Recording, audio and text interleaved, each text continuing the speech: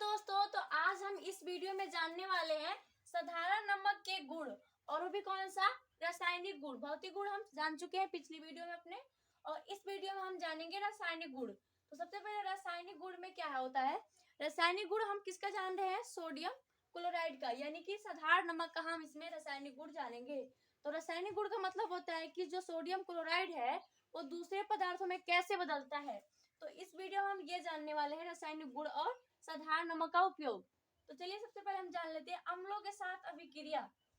जब हम sodium chloride को अम्लों के साथ अभिक्रिया करते हैं तब वो क्या करता है? नया पदार्थ बन जाता है। जैसे आप यहाँ पे ध्यान दीजिए, सोडियम क्लोराइड को सांद्र सल्फ्यूरिक अम्ल के साथ यदि हम क्रिया करें, गर्म करें, सोडियम क्लोराइड को सांद्र सल्फ्यूरिक अम्ल के साथ गर्म करने पर क्या होता है? हाइड्रोक्लोरिक अम्ल बनाता है। यानी कि सोडियम क्लोराइड को सांद्र सल्फ्यूरिक अम्ल के साथ गर्म करने पर हाइड्रोक्लोरिक अम्ल बनाता है। तो चलिए इसका एक उदाहरण से समझते हैं। जैसे यहाँ पे हम सोडियम क्लोराइड जो है, हमें जो सोडियम क्लोराइड है किसके साथ गर्म कर रहे हैं? सल्फ्यूरिक अम्ल के साथ। किसके साथ? सल्फ्यूरिक अम्ल के साथ। तो क्या बना रहा है? सबसे पहले तो ये बना रहा है हाइड्रोक्लोरिक अम्ल। हाइड्रोक्लोरिक अम्ल बना दिया, और उसके बाद बचा क्या हमारे पास? यहाँ पे देखते हैं, यहाँ पे बचा सोडियम यानी कि Na, और देखते हैं आगे यहाँ पे क्या बचा? एक हाइड्रोजन। तो एक हाइड्रोजन बचा, और क्या बचा? सल्फेट। तो यानी कि यहाँ पे क्या बना दिया? सोडियम बाइसल्फेट और हाइड्रोक्लोरिक अम्ल। तो चलिए अब हम अगला उदाहरण देख लेते हैं इसका। अब जान लेते हैं सिलिका यानी रेत के साथ अभिक्रिया। रेत की बात करें तो बालू जो होता है वो। तो यदि हम सोडियम क्लोराइड को रेत के साथ में हम यदि क्रिया करें तब क्या होगा? तो देखते हैं, सोडियम क्लोराइड को उच्च ताप पर, सोडियम क्लोराइड को उच्च ताप पर सिलिका यानी रेत के साथ गर्म करने पर क्या बनाता है? सोडियम सिलिकेट बनाता है। तो सोडियम क्लोराइड को यदि हम उच्च ताप पर, यदि ज्यादा गर्म करने पर क्या होता है? सोडियम सिलिकेट बनाता है। तो ये इसका उदाहरण से हम देख सकते हैं, जैसे ये है हमारा सोडियम क्लोराइड और यह सिलिकेट।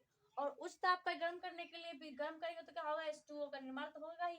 तो ये क्या बनाता है? जब उच्च ताप पे गर्म कर देंगे तो सोडियम सिलिकेट तथा हाइड्रोक्लोरिक अम्ल बनाता है। तो ये रहा जब हम सिलिका के साथ अभिक्रिया कराते हैं। तो चलिए अब हम जान लेते हैं सोडियम क्लोराइड का अमोनिया के साथ अभिक्रिया। यदि सोडियम क्लोराइड को अमोनिया के साथ अभिक्रिया कराते हैं तब क्या होता है? तो नमक के साथ सांद्र सल्फ्यूरिक, यहाँ पे देखिए, नमक के साथ सांद्र विलयन में अमोनिया तथा कार्बन डाइऑक्साइड गैस प्रवाहित करने से क्या बनता है? सोडियम बाइकार्बोनेट तथा अमोनिया क्लोराइड बनाता है। यानी कि जब हम नमक को हम क्या कर दे, यदि हम हल्के घोल में अमोनिया तथा कार्बन डाइऑक्साइड गैस प्रवाहित कर दे उसमें, तब हमें क्या प्राप्त हो जाता है? सोडियम बाइकार्बोनेट तथा अमोनियम क्लोराइड प्राप्त हो जाता है।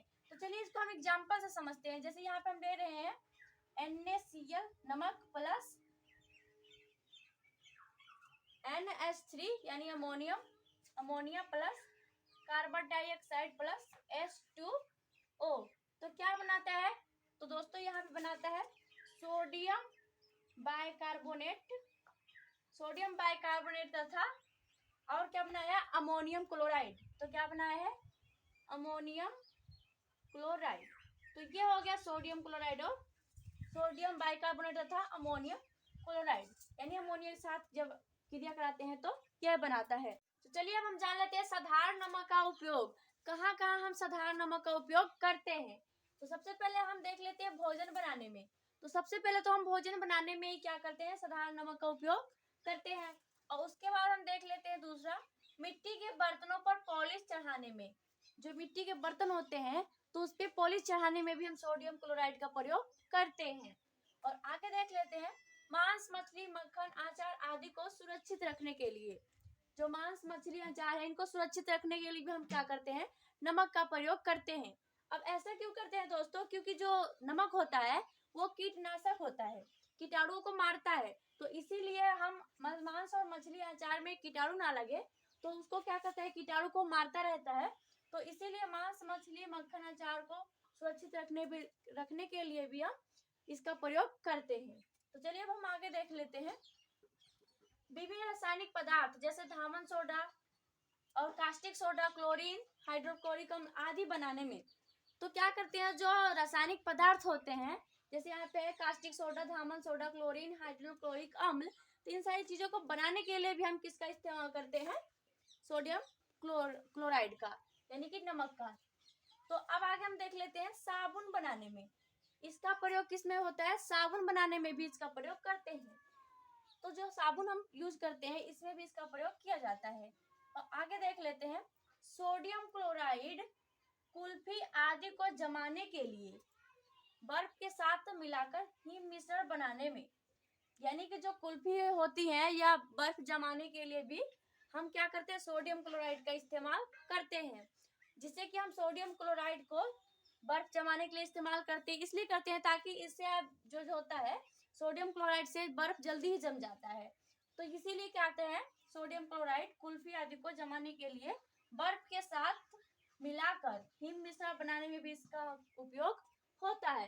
तो ये रहा सोडियम क्लोराइड का उपयोग, यानी कि साधारण नमक का उपयोग हम बहुत सारी चीजों में करते। तो दोस्तों हमें उम्मीद है कि आपको सब अच्छे से समझ में आ गया होगा। यदि आपका फिर भी कोई प्रश्न होगा तो कमेंट बॉक्स में जरूर बताइएगा। धन्यवाद। यदि आप यूपी बोर्ड कक्षा 10वीं में गणित और विज्ञान की तैयारी करना चाहते हैं तो आप हमारे YouTube channel Manisha SK study hub 4.0 पर जाकर देख सकते हैं। दोस्तों यदि आप कक्षा 1 से 8 तक के स्टूडेंट हैं तो आप हमारे YouTube channel SK study hub पर जाकर देख सकते हैं। धन्यवाद।